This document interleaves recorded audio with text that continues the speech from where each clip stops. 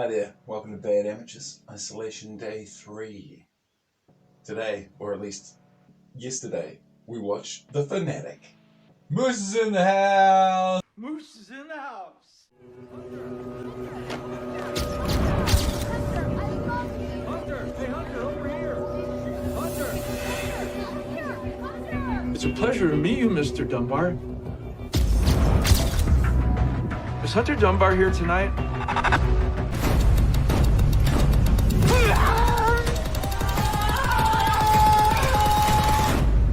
The Fanatic is a movie about a fan who's a stalker. He seems to be a couple of bricks short of a wheelbarrow, or whatever they say. He seems one or two blades of grass short of a swimming pool.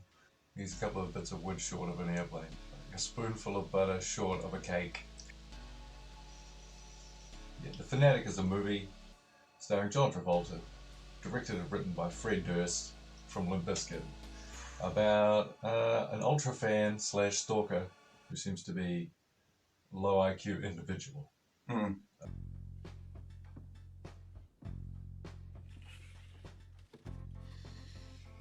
Dear Mr. Dunbar, I am writing you because I really care about you. I met you at the Hollywood Book and Poster Shop. Moose, John Travolta, he really doesn't like being called a stalker, man. You should call him a stalker. He should try not stalking. He may be not going in people's houses and stuff. Yeah, he was a murderer. Yeah. Well, he's a fan of Hunter Dunbar. He's a bit special. He works on Hollywood Boulevard pretending to be an English bobby, so tourists will take photos with him. His bobby is so funny. So bad.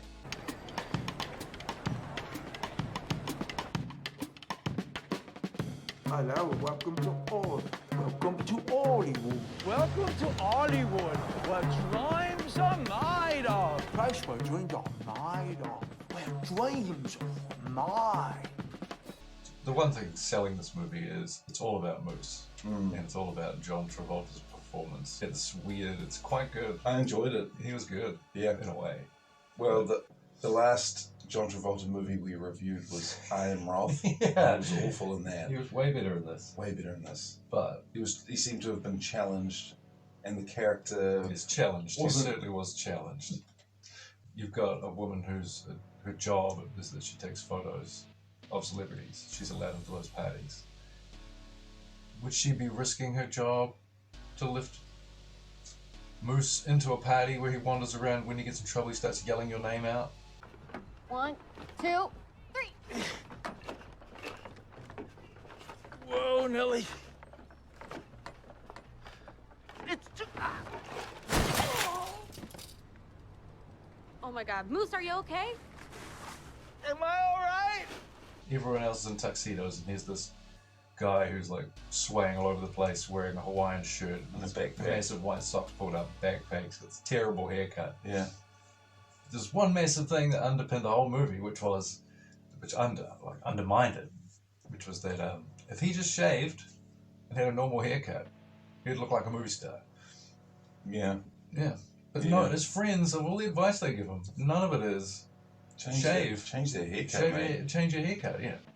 The moment where he stood up for himself that was a good moment in the movie. To Todd. Yeah, after getting bullied.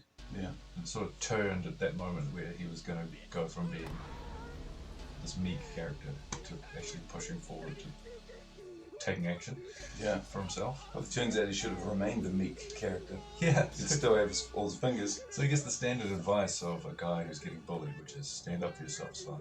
But also, he was choking that dude. Those guys were just pushing him around. They didn't beat him up, Yeah. really. Then lay hands on him. No, they did. They did that thing where, like, pushed him down into the guy's crotch. Do these honors? I think you want. They totally laid hands on him. But not in front of the security guard. He walked in after, and they were just, like, breaking up. But he saw him choke Todd. He was just like, I'm proud of you, son. I'm proud of the mentally challenged man who's choking people in the street. A moment that shouldn't have been in the movie was Limp Bizkit being played in the car by Hunter Dunbar. He's driving along with his son. You like a little limp biscuit? Sure. You like a little biscuit? Yeah. Yeah? Nice and loud? I used to listen to this back in the day. This is hot. Oh my God, that is nice. That is nice. Here we go, baby. It's awkward. It's the most awkward moment of the movie. And there was no point for that scene. They were just driving from A to B. You could have cut that out, but they obviously wanted it in so you could get a little Limp Bizkit plug. That didn't need to be there. The movie was quite good. It didn't need to be in there. Kind of drifted away, Limp Bizkit. Although so did John Travolta. He kind of drifted away as well. Yeah, do you think Fred Durst and John Travolta were both getting hammered at some dive? Yeah, maybe they've met on the outer limits. Yeah, maybe we can trick that finance company that came up at the start to pay for us to make a movie. Yeah, they did. Moose goes to meet, the first time he goes to meet Hunter Dunbar to get, no, the second time, he attempts to meet him when he lines up to get that jacket's signed. He's like waiting in line and he looks up and he sees like an idealized version of Hunter Dunbar. Like there's all this light on him. He's at this table and he's sort of like looking directly at him. Hey, Come on down. come down. I'll do this just for you. Okay, and then right at the end, he's got him tied up in the house, so he's freaking out. Or it might even be the bit where he's asleep. He's just been mean to him anyway. And he's leaning against the wall in the house, and then he has that vision With of love. Hunter Dunbar being real nice, waving him in.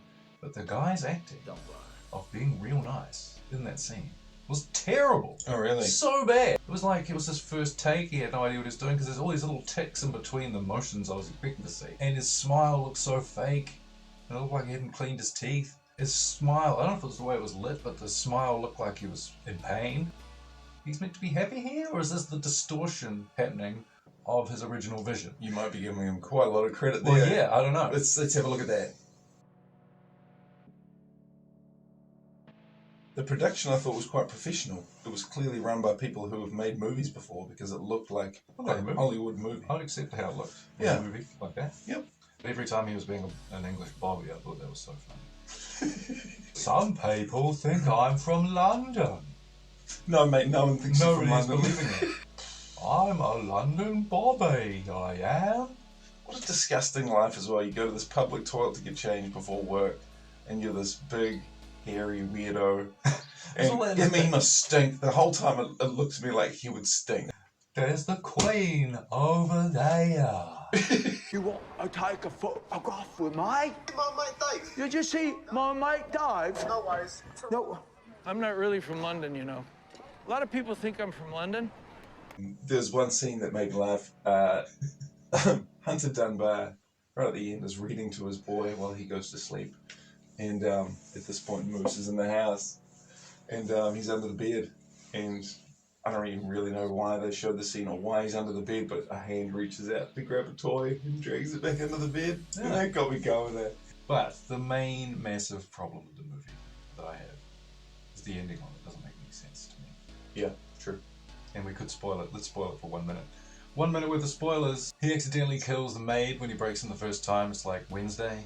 And then he breaks in again on Thursday. He stays overnight to Friday. And then that morning, they have their altercation fight thing. He leaves. His fingers chopped off and his eye gone. And he seems pretty chilled out for a guy with no fingers, no eye, by the way.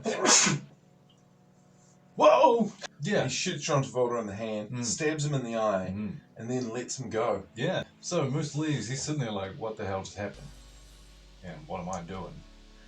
And his acting there was quite good, that guy. But, right, so then the cops turn up with the gardener who's like, it would seem, because they just showed a shot of the maid, so he gives the nod to the cops. A knowing nod.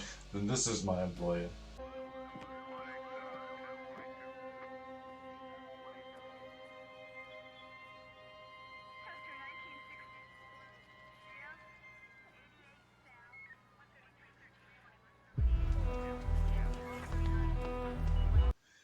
And then they arrest him, and he leaves. He doesn't say anything. Don't you announce why you were arrested? So they would have said you were arrested for the murder of the maid. Right? Yeah. But no one...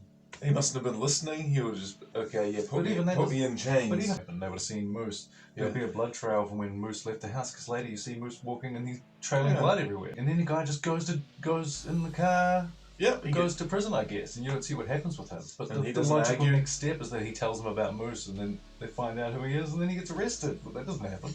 Do you think? Do you think they might do another one? Oh, yeah. It's an interesting idea. But it was entertaining. It was a tense film. I Yeah. thought, in its way.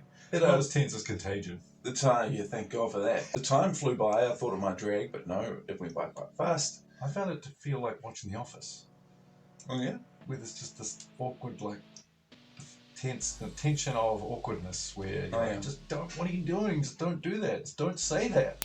It's cringe. It's cringe, yeah. There A you lot go. of cringing for me. Poppycock. Poppycock, Poppycock. poppycock. The Queen of England's over there. I thought it was great. We're doing the biscuits rating for this? Yeah, I'd give it. What sort of biscuit are we talking here? How many in the pack? Giant cookie types, there's 9. 9 giant cookie times in a pack. Okay. All right. This is I'd flooding give- our rating system so badly. It's like a It's- 10 out of 10 out of 10 out of 10. This is 5 out of 9. out of 12, and then This whatever one's out of 9. This one's out of 9, but you got to remember they're very large biscuits. So even 1 is satisfying. I'd give 3 giant cookie times to John Travolta and Fred Durst. Man, weird.